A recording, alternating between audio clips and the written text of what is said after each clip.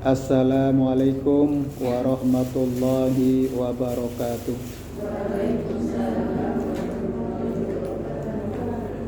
Alhamdulillah, alhamdulillahilladzi arsala rasulahu bil huda wa dinil haq liyudhhirahu ala dini kullihi wa kafa billahi syahida.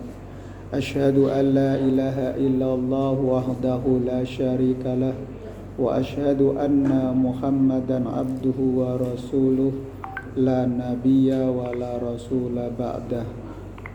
Amma ba'du. Puji syukur alhamdulillah, marilah kita panjatkan kehadirat Allah Subhanahu wa taala atas segala nikmat dan karunia-Nya. Sore hari ini kita masih diberikan keimanan, kita masih diberikan keislaman, dan kita masih diberikan ketakwaan kepada Allah Subhanahu wa taala, sehingga mengantarkan kita untuk menghadiri majelis taklim yang mulia ini. Semoga kehadiran kita adalah menjadi kunci kebahagiaan dan kesuksesan kita di dunia dan di akhirat. Karena bekal yang terbaik adalah ahsanu amalah, amal yang terbaik yang kita lakukan, yaitu amal soleh. Maka kesehatan dan kesempatan merupakan nikmat yang luar biasa yang kita dapatkan. Sholawat serta salam kita haturkan kepada junjungan kita Nabi Agung Muhammad Sallallahu Alaihi Wasallam, yang kelak kita akan meneladani dan memohon atau mendapatkan syafaat dari beliau karena keimanan dan ketakwaan kita kepada Allah Subhanahu wa taala. Maka dari itu, ini menjadi modal utama, modal pokok yang akan kita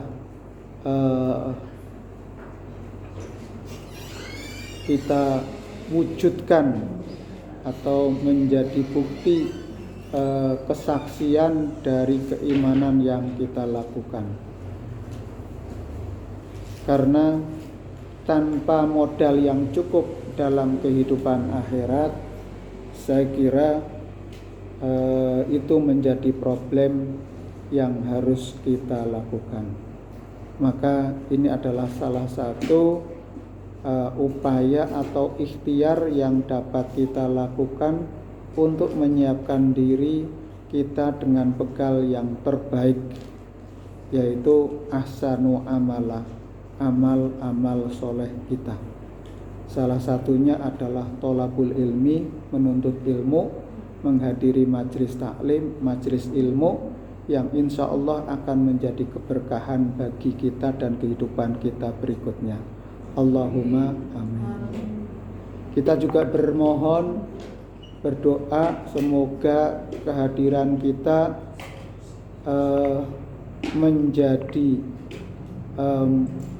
menjadi amal soleh yang terbaik untuk kita siapkan, dan kita memohon agar hari-hari yang kita lalui akan semakin baik kualitas dan kuantitas keimanan dan ketakwaan kita. Bobotnya semakin berbobot, sehingga setiap yang kita hadapi adalah menjadi kebaikan bagi kita. Apapun ujian kita masing-masing, itu akan menjadi amal yang terbaik bagi kita. Karena setiap kita adalah akan menghadapi atau menjumpai masalah yang silih berganti. Nah, salah satunya masalah yang akan kita bahas itu ada masalah 5. Masalah 5 atau ahkamul khamsah, masailul khamsah, yang penting sebagai kerangka kita di dalam memahami kehidupan yang kita jalani. Masalah 5 itu apa saja? Yang pertama adalah ma huwad din. Apa itu agama? Yang kedua adalah ma huwad dunya. Apa itu dunia? Ma huwad dunya. Apa itu dunia? Yang ketiga adalah ma huwal ibadah.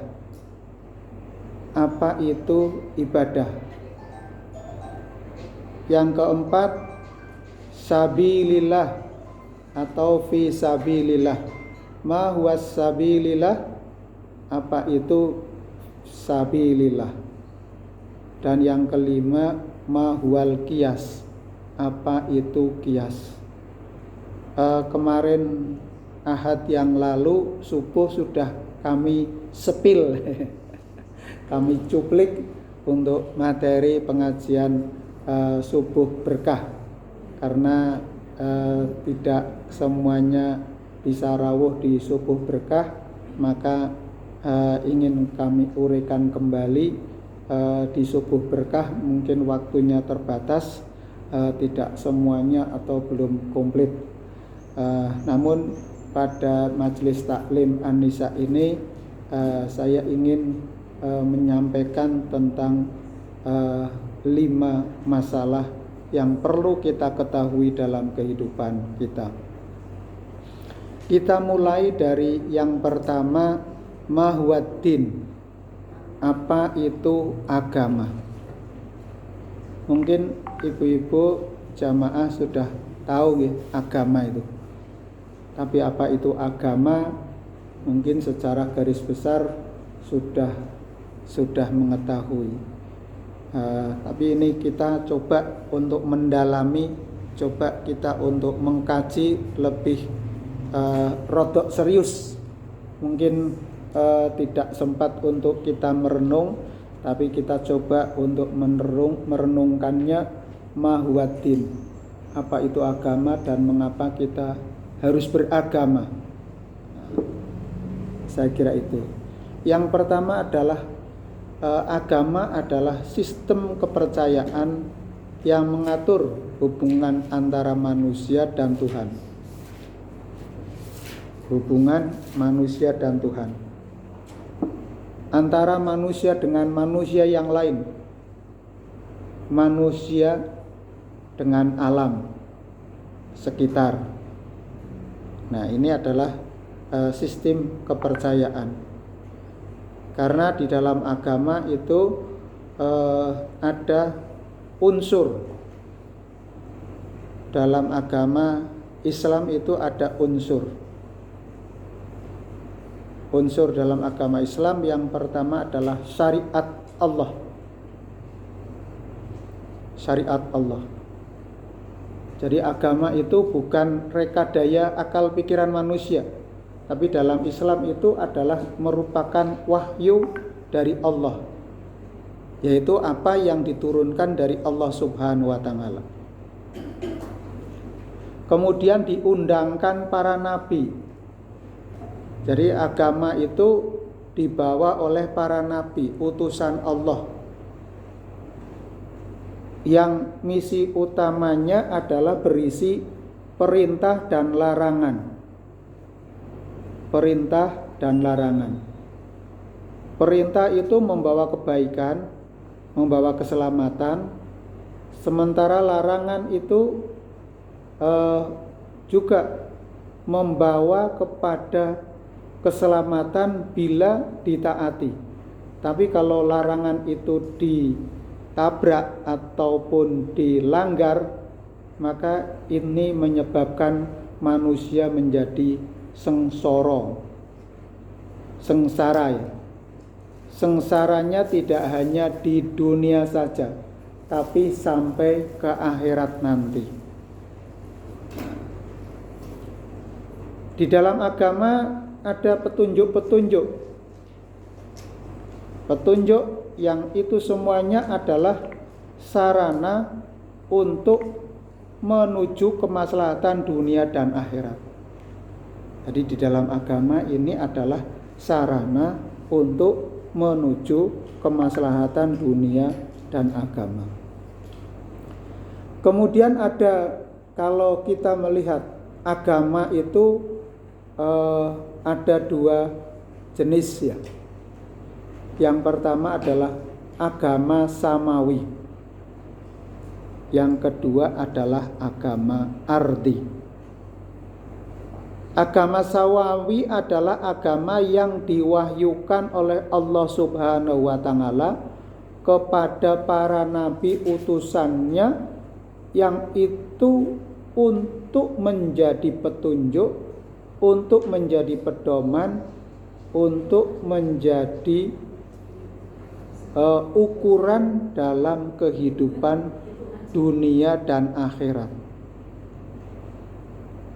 yaitu agama samawi adalah agama Islam, agama Yahudi, dan Nasrani. Ini adalah yang diwahyukan dari Allah Subhanahu wa taala. Nah, dengan diwahyukannya Islam sebagai agama terakhir, yang berarti ajaran-ajaran dari Nabi Adam hingga Nabi Isa sebagai nabi sebelum Nabi Muhammad, itu dengan diwahyukannya Islam itu menjadi sempurna ajaran ketauhidannya. Karena di agama Yahudi dan Nasrani ada penyimpangan, terutama dalam konsep tauhid. Di Yahudi ada Uzair sebagai anak Tuhan.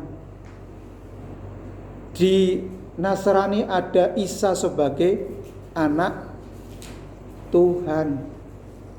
Padahal Allah itu lam yalid wa lam yulad, tidak dilahirkan dan tidak melahirkan.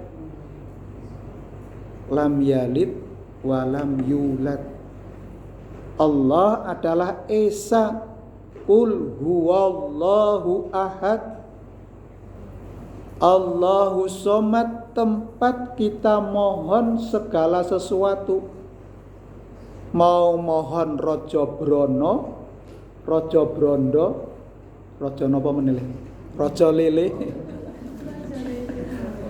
Apa saja sebenarnya yang kita inginkan itu mohonnya kepada Allah Subhanahu wa taala. Mestinya itu kita memohon kepada Allah Subhanahu wa taala. Allahu somad, tempat kita bergantung, bukan menggantung diri ya. Beda. Kalau bunuh diri itu tidak boleh, itu satu perbuatan dosa. Maka segala sesuatu ditujukan kepada Allah Subhanahu wa taala. Panjenengan rawuh ke masjid untuk pengaosan ini krenteking ati krono Allah Subhanahu wa taala. Nah, ini adalah keesaan ataupun memurnikan kepercayaan kita kepada Allah Subhanahu wa taala. Karena di dalam agama itu adalah hanya mengesahkan Allah. Jadi agama itu adalah sistem kepercayaan yang mengatur hubungan manusia dengan Allah, yaitu terkait dengan tata cara ibadahnya, bagaimana ibadah itu dilakukan, di mana sistem kepercayaan dan aturan hidup yang bersumber dari wahyu Allah yang mencakup akidah, syariah, dan akhlak. Yang pertama akidah. Akidah itu terkait dengan kepercayaan atau keyakinan. Jadi kita tidak boleh menduakan dengan sesembahan yang lain. Allah itu adalah Esa, Allah itu adalah tunggal. Tidak mungkin pencipta utama itu double.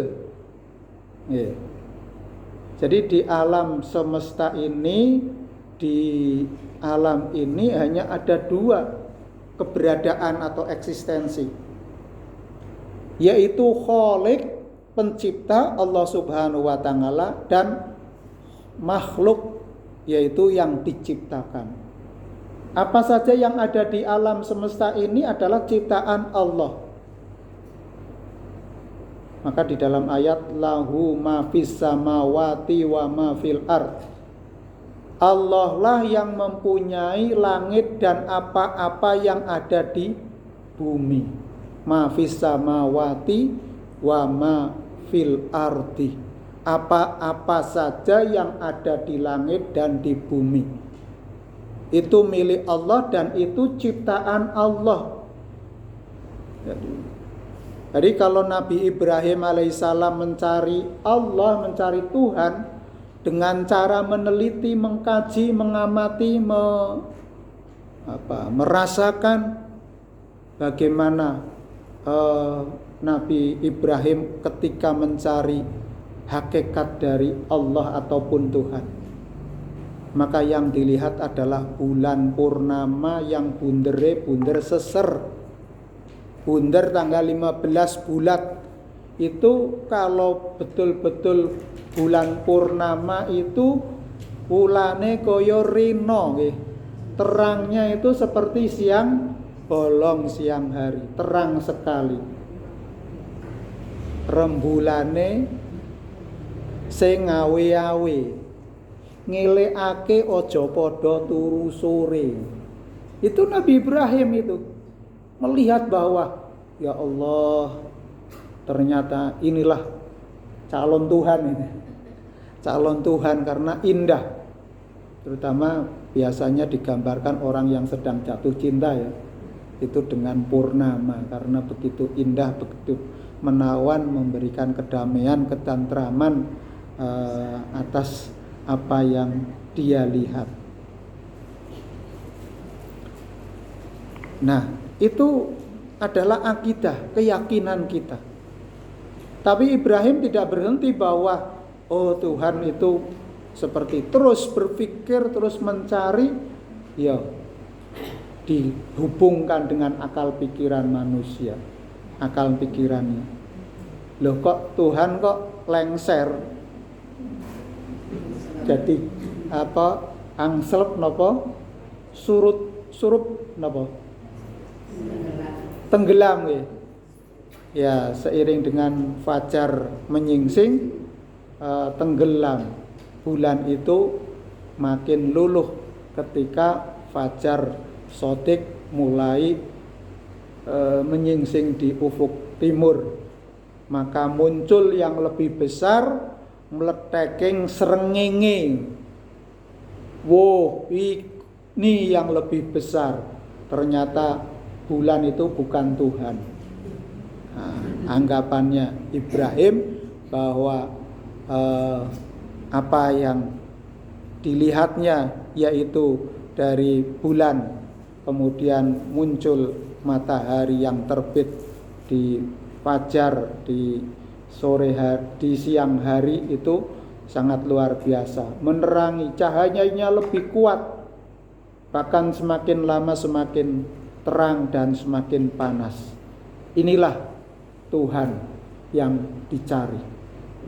Tapi seiring dengan waktu juga matahari makin sore makin redup dan tenggelam. Maka apa kesimpulannya? Bahwa hakikat Tuhan itu tidak seperti itu. Tuhan Allah itu adalah huwal awwalu, yang pertama, yang paling pertama. Wal akhiru, dia juga yang paling akhir. Wa dhahiru, yang nampak, bukan nampak pada zatnya, tetapi nampak kekuasaannya, nampak ciptaannya yang hakiki dari alam yang kita tempati, sampai diri kita itu adalah merupakan makhluk ciptaan Allah Subhanahu wa ta'ala. Nah, ini adalah bagian dari akidah yang diyakini, yang dipercayai. Maka jangan sampai kita tergelincir mencari Tuhan-Tuhan itu lain. Tuhan-Tuhan yang lain. Tapi karena hakikat yang menciptakan adalah Allah Subhanahu wa Ta'ala, maka kita bisa melihat kekuasaan Allah itu dari penciptaannya atau dari ciptaannya, dari makhluk-makhluknya. Maka ketika kita mendalami hakikat diri kita, sopoto, siapa sih diri kita itu? Maka kita akan mengetahui. Maka dalam satu ungkapkan disebutkan man arofa nafsahu arofa robbahu. Barang siapa yang mengetahui dirinya sendiri, maka akan mengetahui Tuhannya. Ini. Dan Allah itu maha dekat dengan kita. Allah itu sangat dekat dengan kita. Min hablil warid. Seperti urat leher yang ada pada diri kita. Jadi ketika urat leher kita itu terputus, atau urat nadi kita terputus,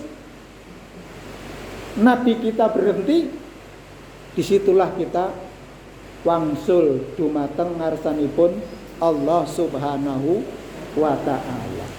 Inna lillahi wa inna ilaihi raji'un. Kita kembali kepada Allah Subhanahu wa Ta'ala. Nah, maka kita harus lurus akidahnya. Jangan menyembah selain Allah. Jangan menghamba kepada selain Allah. Karena itu seperti fata morgana yang tidak memberikan efek apa-apa pada kita. Dulu kami sampaikan juga bahwa mempercayai atau beriman kepada selain Allah itu seperti orang yang berlindung di sarang laba-laba, tidak punya kekuatan dan tidak punya kemampuan untuk melindungi. Ya, laba-laba itu sarangnya kuatnya seperti apa? Ya. Tapi laba-laba itu pernah berjasa kepada Nabi Muhammad ya. Ketika beliau bersembunyi di gua Sur atau Gua Hiro? Gua Sur ya.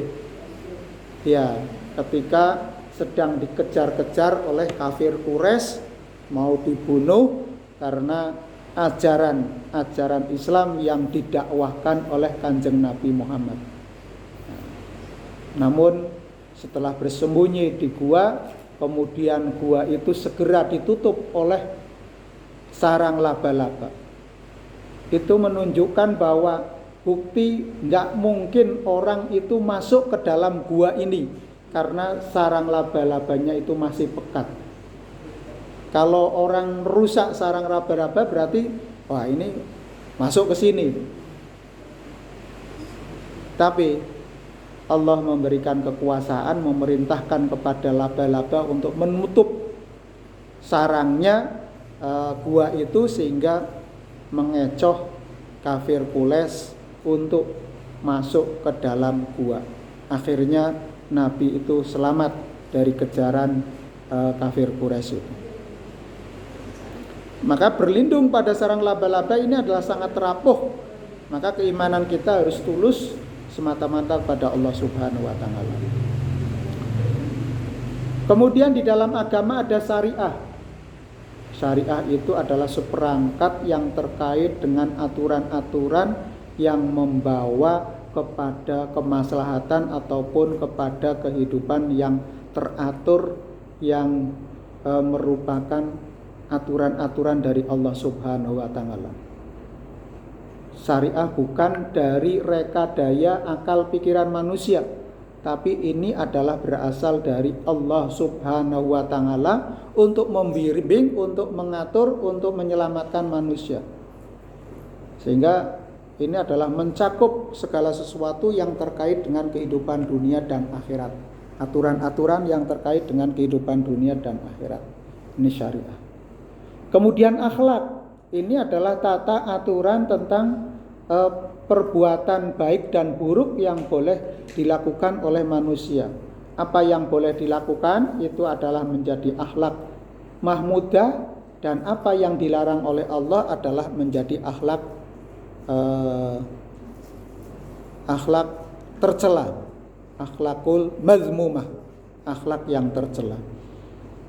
Sehingga misi utama diutusnya Rasulullah SAW adalah untuk liutammima makarimal akhlak, untuk menyempurnakan akhlak budi pekerti manusia, untuk menyempurnakan bagaimana peragai tingkah laku manusia di dalam pergaulan di tengah-tengah kehidupannya atau di tengah-tengah masyarakat. Jadi itulah yang disebut mahwaddin atau agama. Fungsi agama adalah menjadi dasar nilai dan norma dalam kehidupan pribadi maupun kehidupan sosial bagi kita. Jadi agama ini adalah menjadi tata norma atau tata nilai yang akan membimbing kita dalam kehidupan pribadi maupun kehidupan sosial. Terutama adalah terkait dengan baik dan buruk. Karena ada sesuatu yang baik tetapi belum tentu baik menurut Allah Subhanahu wa taala. Maka itu adalah sebagai satu takdir bagi kita ya. Mengapa kita tidak disegerakan apa yang kita cita-citakan atau yang kita harapkan? Nah, itu mungkin akan lebih baik bagi kita. Tentunya itu akan mendorong kita untuk menyempurnakan ikhtiar. Bila kita memohon kepada Allah kok belum dikasih, bukan berarti Allah tidak akan mengabulkan doa kita, tapi itu ditangguhkan sebagai satu ikhtiar bagi kita untuk terus memohon kepada Allah. Engko nek wis langsung dikabulkan, manusia biasanya geleleng, lali, lupa diri itu. Jadi begitu ancaman bahayanya itu hilang, manusia itu cenderung untuk mengingkari Allah. Ya, ini mudah sekali. Maka kita senantiasa diberikan cobaan, ya, kesulitan. Semakin sulit kita kepada Allah, semakin DP kita memohon kepada Allah. Nah, maka semakin mudah kita dapatkan, mestinya adalah balikannya, yaitu semakin bersyukur. Semakin diberi banyak rezeki, diberi banyak kenikmatan, itu syukurnya semakin dedel, semakin banyak. Nah, inilah jadi kondisi apapun bagi orang yang beriman itu kondisi yang senantiasa dekat kepada Allah. Di tengah-tengah kesusahan, penderitaan, kita diberikan kesabaran, diberikan ketawakalan, senantiasa tawakal, berpasrah diri, menyerahkan diri sepenuhnya kepada Allah. Tapi juga kita diberikan kesempatan untuk berikhtiar dan berusaha. Maka ikhtiar, yakin, usaha akan sampai bahagia dunia akhirat. Itu kita harus yakin bahwa ikhtiar kita akan berbuah. Ya, berbuahnya bukan hanya saat ini saja. Alhamdulillah kalau berhasil saat ini, itu menjadi kesyukuran kita. Kalau tidak, itu adalah ditangguhkan, kelak di akhirat akan diberikan yang terbaik. Yaitu ketika kita memohon, ketika kita beramal, faman ya'mal mithqala dzarratin khairan yarah. Apabila kita melakukan amal kebaikan itu sebiji atom akan dilipat gandakan. Ya, tentunya tidak hanya di dunia tapi di akhirat. Demikian juga kita melakukan kejahatan sekecil apapun, syarroyarah, akan dibalas setimpal dengan perbuatan yang kita lakukan. Sehingga maka inna dina indallahi Islam, sesungguhnya agama yang paling diridhoi di sisi Allah hanyalah Islam. Nah, tadi ada agama samawi, sampun. Kemudian agama ard. Agama ard itu agama yang dibuat atau diciptakan oleh akal pikiran manusia. Jadi rekadaya manusia, bukan dari wahyu Allah, tapi orang yang mungkin menganggap mendapatkan wangsit, mendapatkan ilham, kemudian dia menganggap dirinya adalah sebagai titisan ataupun utusan yang dibawa oleh tokoh-tokoh penganut agama. Ini agama art. Yaitu selain itu agama apa saja selain 3 agama tadi, Islam, Yahudi dan Nasrani, itu adalah agama art. Termasuk juga kepercayaan kepada Tuhan Yang Maha Esa atau penghayat dan apapun nanti namanya itu. Ya. Itu adalah olah pikir manusia. Mungkin ada yang disebut sebagai filosof ya. Orang yang bisa menemukan kebijakan yang dia rasakan, yang dia peroleh. Tapi itu dari olah pikir manusia. Maka memang bisa seseorang itu ya seperti halnya Fir'aun lah. Dia mencapai suatu derajat tertentu karena kekuasaannya atau kemampuannya, bahkan karena mempunyai kekuasaan, akhirnya bisa punya kuasa ekonomi, kuasa politik, kuasa apa saja itu. Maka terpleset menjadi seakan dirinya menjadi Tuhan. Nah, tapi agama art ini adalah agama yang diciptakan oleh akal pikiran manusia, bukan berasal dari wahyu yang dari Allah Subhanahu wa Ta'ala. Maka jangan terkecoh dengan istilahnya ungkapan-ungkapan yang itu berasal dari biasanya wangsit atau apa ya. Orang mendapatkan wangsit itu ya. Kemudian dia menganggap dirinya menjadi nabi gitu. Ya, nabi-nabi palsu kan seperti itu, yang terakhir itu. Banyak sekali itu orang dari berbagai belahan dunia setelah Kanjeng Nabi Muhammad SAW sebagai nabi terakhir, rasul terakhir, itu menganggap dirinya menjadi nabi. Nah, akhirnya tadi membuat suatu rekadaya ataupun upaya ataupun membuat ajaran, aturan yang seakan-akan menjadi suatu keyakinan. Maka keyakinan yang sesungguhnya ini yang dinilai sebagai suatu agama bagi agama Islam itu hanyalah agama Islam itu sendiri. Inna dina, sesungguhnya agama indallahil Islam, agama yang diridhoi di sisi Allah hanyalah Islam. Ini surat Ali Imran ayat 19. Nanti dicek monggo. Jadi ampun keliru dalam kita menerima ajaran agama, harus kita kokohkan, kekehkan hati kita, pikiran kita untuk semakin mendalami ajaran agama Islam. Bisa dipahami nggih? Jadi agama yang terbaik, terbenar ini adalah Islam. Yang kedua adalah mahwat dunia. Apa itu dunia? Dunia adalah kehidupan yang sementara yang menjadi tempat manusia beramal dan mengembangkan potensinya. Jadi dunia ini adalah tempat beramal serta mengembangkan potensi diri kita. Ya, diri kita kan terus berkembang. Pikirannya, wawasannya, kemampuan, potensinya itu terus berkembang.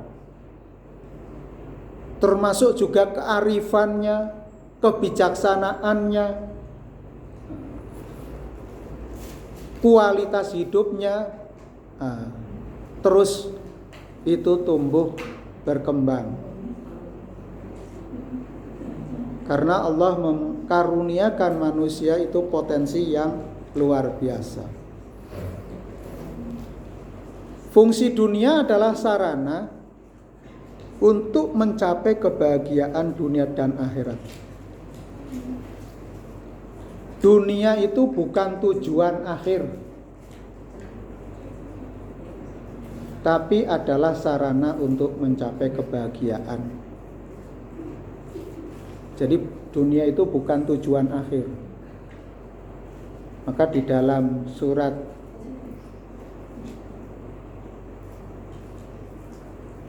Wadduha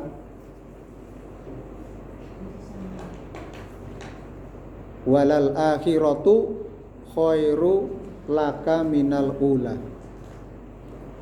Kalau di dalam surat Sabihis itu disebutkan wal akhiratu khairu wa abqa. Kehidupan akhirat itu lebih kekal, lebih lama, wa abqa, lebih kekal ya.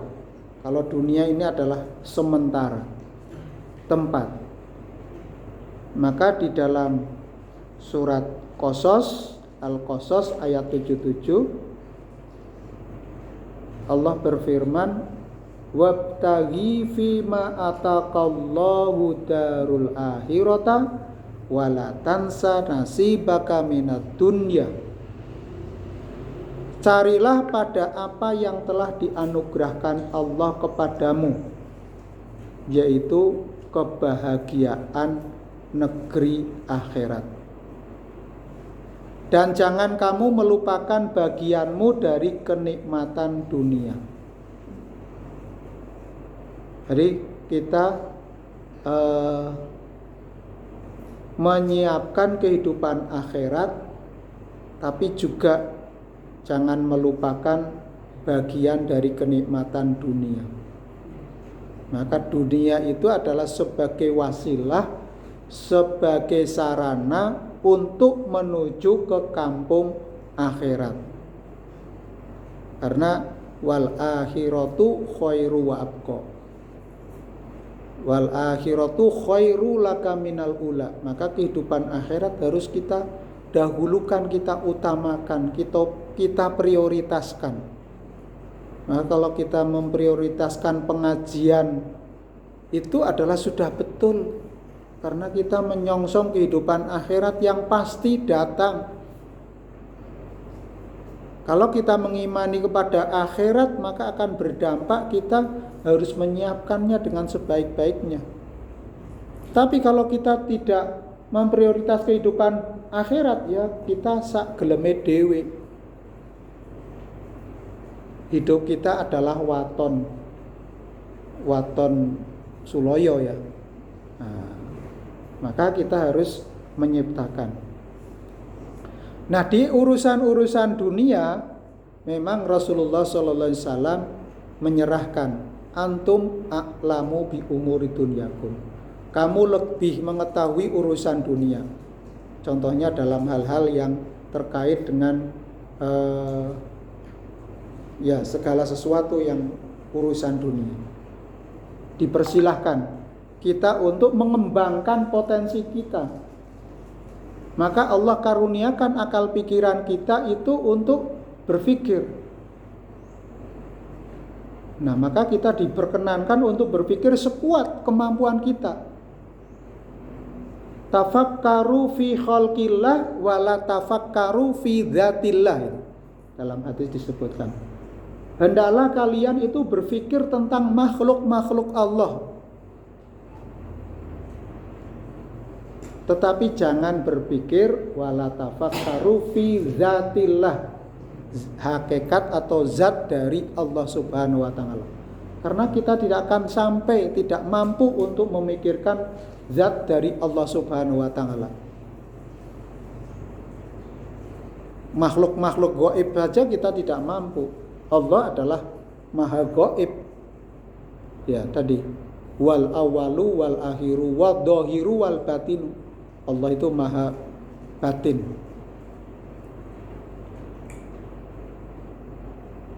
Maka yang terkait dengan urusan-urusan duniawi ini sebagai kiprah manusia untuk mengembangkan, dipersilahkan. Urusan-urusan dunia itu selama hukumnya itu tidak ada aturan yang melarang, maka diperbolehkan manusia untuk menggunakan reka daya akal pikirannya untuk kesejahteraannya di dunia ini. Maka kita menjadi di dunia ini adalah manusia itu sebagai khalifatullah fil ard, wakilnya Allah di muka bumi. Artinya apa? Manusia diberikan otoritas, kewenangan untuk mengelola, bukan menguasai sepenuhnya, tetapi itu adalah titipan. Harta yang kita miliki itu bukan milik hakiki kita. Kita hanya diberikan menjadi khalifah, pengelola, untuk memenuhi kebutuhan dan hajat hidupnya. Bukan untuk mengingkari Allah, bukan untuk menjauhi kepada Allah, tapi harta sebagai sarana untuk taqarrub ilallah. Dengan harta kita mendekatkan diri kepada Allah Subhanahu wa taala. Nah, maka yang terkait dengan urusan-urusan perkara-perkara pekerjaan urusan yang terkait dengan kehidupan diserahkan kepada kebijaksanaan manusia untuk menggunakan atau mereka dayakan. Jadi kalau ditanya mahwadin, apa itu dunia itu? Ya, dunia adalah tempat untuk beramal. Saat inilah kita beramal. Kalau kita menunda-nunda amal, belum tentu besok kita akan punya waktu, masih punya waktu. Itulah misteri dari kehidupan kita. Nah, di dunia tidak bisa kita memetik. Memang ada efek ketika orang itu berbuat baik, tentu semesta itu akan berbuat baik kepada kita. Tapi kalau kita berbuat jahat, ya pada hakikatnya kita sedang menghancurkan diri kita sendiri, dan balasannya kelak. Maka di dunia ini adalah tempat kita untuk beramal sebanyak-banyaknya untuk menuju ke kampung akhirat. Itu dunia. Yang ketiga adalah mahwal ibadah. Apa itu ibadah? Ibadah adalah segala bentuk penghambaan kepada Allah Subhanahu wa taala, baik dalam bentuk ritual maupun sosial. Ritual adalah ibadah-ibadah mahdhah, tata cara, ketentuannya, kaifiyahnya, waktunya, tempatnya itu sudah ditentukan. Contohnya sholat 5 waktu. Itu harus mengikuti contoh dan tuntunan dari Kanjeng Nabi Muhammad SAW. Waktunya sudah ditentukan, tempatnya sudah ditentukan, cara mengerjakannya sudah ditentukan. Maka merujuk apa yang dikatakan Nabi, apa yang dilakukan Nabi, dan apa yang disaksikan Nabi untuk dilakukan, yaitu takrir. Maka ketika tentang sholat, ya shollu kama ra'aitumuni usolli. Sholatlah kalian seperti halnya aku menunaikan sholat. Nah, maka tata caranya itu kita hanya ittiba, mengikuti Nabi, tidak boleh menambah atau buat ritual sendiri yang terkait dengan ibadah mahdhah. Puasa, haji, nah ini adalah ibadah-ibadah mahdhah. Zakat itu kan tata caranya sudah ditentukan. Zakat fitrah ya pada bulan suci Ramadan sebagai zakat jiwa. Sedangkan ibadah sosial Ini adalah terkait dengan ibadah-ibadah ataupun kegiatan manusia yang disandarkan kepada Allah Subhanahu wa Ta'ala dalam rangka taqarrub, mendekatkan diri kepada Allah. Jadi segala sesuatu atau ibadah ghairu mahdhah, yaitu ibadah yang tata caranya, ketentuannya tidak diatur secara rinci oleh Allah Subhanahu wa Ta'ala, tapi itu ibadah yang disandarkan kepada Allah Subhanahu wa Ta'ala, yaitu perbuatan-perbuatan baik yang diawali dengan bismillahirrahmanirrahim. Menuntut ilmu, bekerja, mengelola rumah tangga, pokoknya apa saja kebaikan yang dilakukan itu yang untuk kepentingan sosial itu adalah sebagai ibadah ghairu mahdhah. Ini adalah untuk penghambaan kepada Allah Subhanahu wa Ta'ala. Maka ibadah adalah berfungsi menjadi sarana mendekatkan diri kepada Allah dan membentuk kepribadian yang bertakwa, menjadikan kepribadian yang bertakwa, menjadi muttaqin, menjadi hamba Allah yang paling bertakwa. Kita itu dan diseru untuk menjadi hamba yang atqakum,